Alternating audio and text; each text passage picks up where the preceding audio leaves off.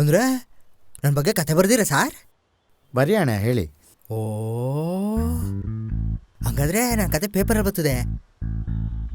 ಬರೀರಿ ಸರ್, ಈ ಕತೆ ಬಂದ್ಮೇಲೆ ನೋಡ್ತಾರೆ, ನಾನು ನೀವಿಬ್ರು ಫುಲ್ ಸ್ಟಾರ್ ಆಗೋಯ್ತೀವಿ.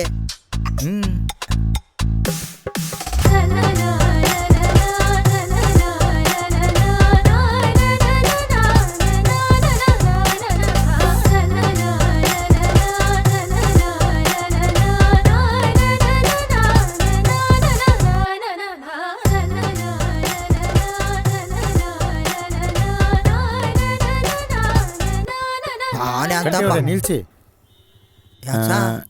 ಈಗ ನಿಮ್ಮ ಲಾರಿ ಕ್ಲೀನರ್ ಲೈಫಿಂದ ಕಂಟಿನ್ಯೂ ಮಾಡೋಣ. ಹೌದಾ?